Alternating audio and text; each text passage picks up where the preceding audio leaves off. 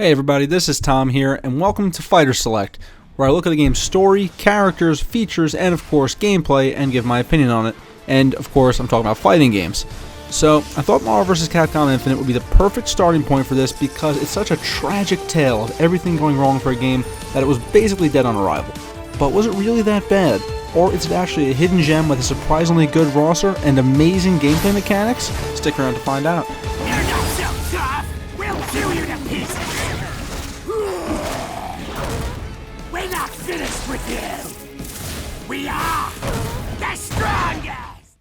So, to give a quick background on Marvel vs. Capcom Infinite and its poor reception, I'd highly suggest checking out Mac McMuscles' video on the subject that he did with Maximilian because it explains everything better than I ever could. But to sum it up quickly, the game launched unfinished and Capcom higher-ups did not care. It had a piss-poor E3 trailer that highlighted one of its worst features, its story mode and its graphics, and shortly after it released an awful story demo that was just a small 10-minute snippet of the story and only added to the public perception of the game's worst features. Not to mention Dragon Ball FighterZ existing and doing the Marvel vs. Capcom thing phenomenally.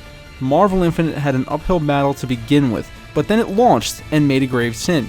Out of the entire starting roster of 30 characters, 6 were not in the previous game, and the majority of the rest of them just had their models and basic animations ripped out of the previous game. It didn't take long for people to get angry at this fact, along with the fact that the story mode heavily featured several of the DLC characters, leading to people to believe they were complete or near complete at launch but held off for DLC later. Between that, the lack of any X-Men who have been mainstays of the series, along with some annoying things online, such as the Reality Stone being horribly overpowered at launch, and people just stopped playing. Fast forward some time, all the DLC characters are out, patches fixed the Reality Stone, and also, most importantly, Chun-Li's face. The game, for all intents and purposes, functions as intended and is now complete. And it's actually great now. But how you feel about certain characters missing from the base roster, every single DLC character is unique and awesome.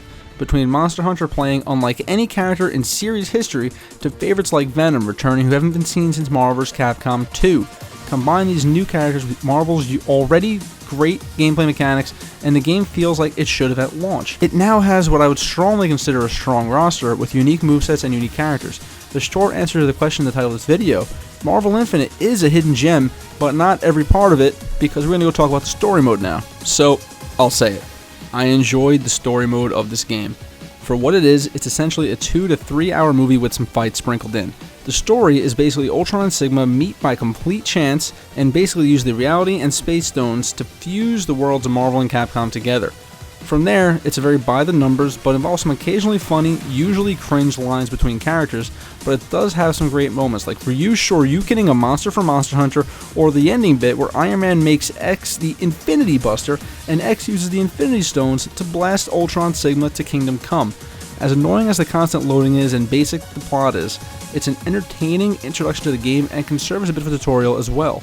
It's no NetherRealm story mode, and it never will be, but it's passable, and I'll give it that. The issues I do have with it is that there very clearly were supposed to be fights with some DLC characters, like this bit with Black Panther and Monster Hunter, but because the characters weren't in the game at launch, nothing happened.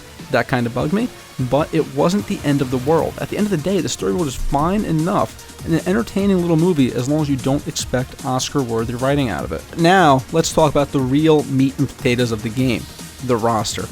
Marvel Infinite launched with 30 characters from across the Marvel and Capcom universes. The majority of them returning from the previous game, however, was the biggest issue for me at launch. Like, for example, did anybody really want Arthur or Spencer back? We really have characters like these and we could have had Monster Hunter or Venom at launch? Some of these choices were honestly baffling. Like, we got Chris over Wesker, even though Wesker was by far the more popular character in Marvel 3. And where the heck is Virgil? A lot of characters that have no business being in here made it, and it still baffles me to this day. But the one thing that doesn't disappoint is the newer characters. So, out of the launch roster, only 6 were not in the previous game, which is still crazy, but regardless. These characters are Captain Marvel, Gamora, Thanos, Ultron, Jedha, and X. All of these characters have unique movesets, look great, and are basically a huge tease of how the rest of the game could have been if it had the time and budget to include more brand new characters. Not to mention, the 6 DLC characters are fantastic additions that I feel added some much needed variety to the roster. These are Sigma, Black Panther, Black Widow, Winter Soldier, Venom, and Monster Hunter. Every single one of these DLC characters looks great, plays great, and makes the roster feel more diverse and complete. If this was a launch roster, I fully believe more people would have stuck with this game. Now I have a hard time deciding who to use between Gamora's badass sword combos, Ultron basically being the Magneto replacement with his crazy flight combos, or Venom being awesome, especially in his anti-Venom costume. I suddenly went from not having enough choices to basically changing my team every time I play the game. Not to mention, the way this game is designed, it strongly incentivizes creativity between characters. Unlike previous games, Marvel 2 and 3, Infinite is a 2v2 game without assists. Instead of assists, hitting the tag button triggers what's called an active tag, where basically another character comes in whenever you want. You can use it to make an attack safe on block, extend combos, mix up your opponent, and anything in between. If you can think of it, you can do it. This system allows for insane creativity in combos, team comps, and are endless as no character is wasted on being just an assist character, which did happen in previous games, and it became the defining feature of this game. As for the third character that is replaced by an Infinity Stone, before each match we can pick one of the 6 Infinity Stones to do a very specific purpose. These gems work in a variety of ways, between the Power Stone for one big powerful hit that can set off some crazy combos, which with Thanos can be disgusting, the Reality Stone for extra pressure, or the Soul Stone, which has the big use of being able to revive a downed teammate. This brings another level of strategy and customization to teams that cannot be understated. Personally, nowadays, I'll usually rock the Soul Stone since that revival has saved me more times than I can count, but all these systems combine to create one of the most competent yet also unique fighting games I've ever played. But to talk about the things that disappoint me, the graphics and the extras, the single player. These are obvious known grievances at the game, but regardless, the graphics in this game are some of the most inconsistent I've ever seen. To compare, Hulk looks amazing. All that detail and muscle, he looks awesome. Then look at Dante over here. They just ripped his model out of Marvel 3 and hoped it would fit without changing it to fit the new art style, and he looks awful. He's the worst looking character in the game. Same with Chris Redfield and a few select other characters. The inconsistency of these characters makes the game look very unappealing sometimes, which, once again, when they highlight some of the awful looking characters in trailers, it probably wasn't the best idea. The other incredibly annoying thing to me is one of the most obvious, the lack of arcade mode endings. I know many people who are not very good at fighting games, but they enjoy beating arcade mode with their favorite characters to see how their story plays out. But in Marvel Infinite, there's zero reason to complete the arcade mode.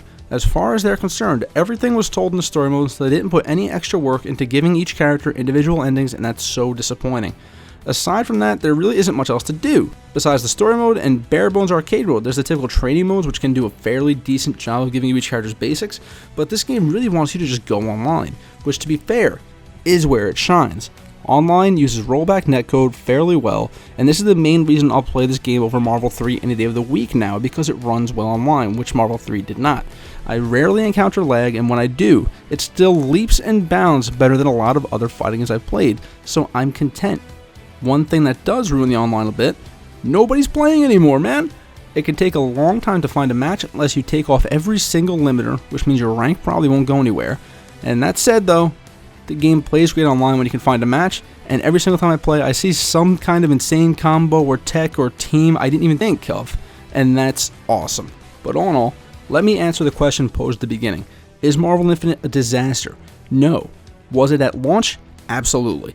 At launch, it had very few new characters, which meant very little reason to play it over 3. People were spamming the ever-loving hell out of the Reality Stone, which ruined the online experience, which left most people to play the subpar single-player content.